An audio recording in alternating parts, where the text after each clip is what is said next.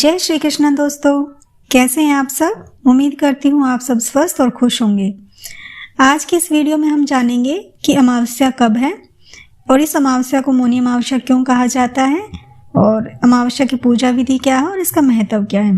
तो आइए चलते हैं अपनी वीडियो की तरफ। दोस्तों, हम सब जानते हैं कि हिंदू धर्म में अमावस्या तिथि को बड़ा ही महत्वपूर्ण माना गया है। इस बार माघ माह में अमावस्या तिथि 9 फरवरी यानी शुक्रवार के दिन है। माघ माह में आने वाली अमावस्या को मौनी अमावस्या कहते हैं और माघ अमावस्या के नाम से भी जानते हैं। शास्त्रों के अनुसार इस खास तिथि पर गंगा स्नान, दान पुण्य और पूजा अर्चना करना बेहद कल्याणकारी माना जाता है। अमावस्या के दिन जगत के पालनहार भगवान विष्णु की पूजा करने का विधान है। आइए जानते हैं मौनी अमावस्या का शुभ मुहूर्त, पूजा विधि और उसके महत्व के बारे में। मौनी अमावस्या शुभ मुहूर्त। पंचांग के अनुसार मौनी अमावस्या की तिथि की शुरुआत 9 फरवरी को सुबह 8:02 से होगी और इसके अगले दिन यानी 10 जनवरी को सुबह 4:28 पर तिथि का समापन होगा।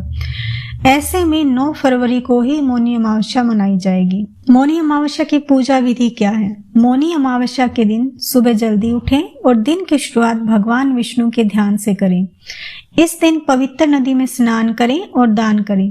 अगर नदी में स्नान करना संभव नहीं है तो घर के नहाने के पानी में थोड़ा सा गंगा जल डाल लें और उसी से स्नान करें। मान्यता के अनुसार इस दिन पवित्र नदी या गंगा जल और पानी से स्नान करने से पितरों को मोक्ष की प्राप्ति होती है। इसके बाद सूर्यदेव को जल अर्पित करें और अपनी श्रद्धा के अनुसार कुछ चीजों का दान करें। मौनी अमावस्या का महत्व क्या है।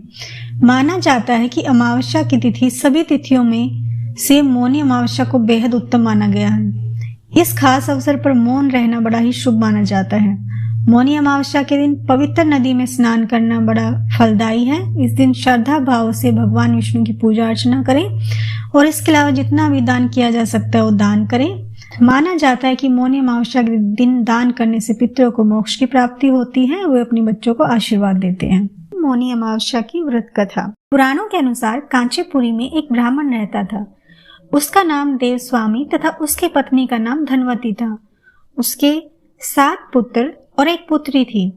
पुत्री का नाम गुणवती था। ब्राह्मण ने 7 पुत्रों का विवाह करके बेटे के लिए वर खोजने अपने सबसे बड़े पुत्र को भेजा। उसी दौरान किसी पंडित ने पुत्री की जन्म कुंडली देखी और बताया, सतपदी होते होते यह कन्या विधवा हो जाएगी। इसके कुंडली में वैधव्य योग है। तब उस ब्राह्मण ने पंडित से पूछा, पुत्री के इस वैधव्य दोष का निवारण कैसे होगा।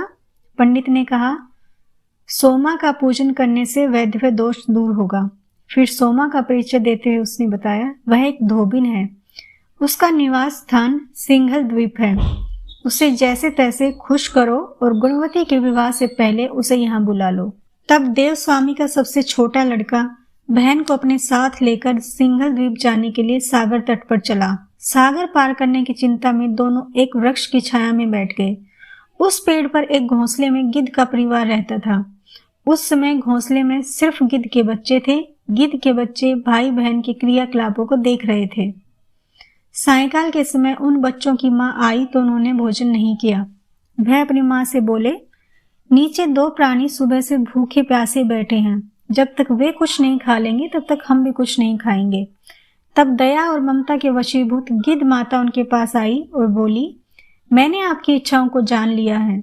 इस वन में जो भी फल फूल कंद मूल मिलेगा मैं ले आती हूँ।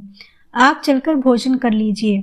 मैं प्रातःकाल आपको सागर पार कराकर सिंघल द्वीप की सीमा के पास पहुंचा दूंगी। और वे दोनों भाई बहन माता की सहायता से सोमा के यहाँ जल्दी से पहुंच गए। वे नित्य प्रातः उठकर सोमा का घर झाड़ कर लीप देते थे। एक दिन सोमा ने अपनी बहुओं से पूछा, हमारे घर इतनी सुबह सुबह कौन बुहारता है, कौन लीपता पोतता है। सबने कहा, हमारे सिवा और कौन बाहर से इस काम को करने आएगा। किंतु सोमा को उनकी बातों पर विश्वास नहीं हुआ। एक दिन उसने रहस्य जानना चाहा। वह सारी रात जागी और सब कुछ अपनी आंखों से देखा। सोमा का उन भाई बहन से वार्तालाप हुआ। भाई ने सोमा को बहन से संबंधित सारी बात बता दी। सोमा ने उनकी श्रम साधना तथा सेवा से प्रसन्न होकर उचित समय पर उनके घर पहुंचने का वचन देकर कन्या के वैधव्य दोष निवारण का आश्वासन दे दिया, मगर भाई ने उससे अपने साथ चलने का आग्रह किया। आग्रह को मानने पर सोमा उनके साथ चल दी।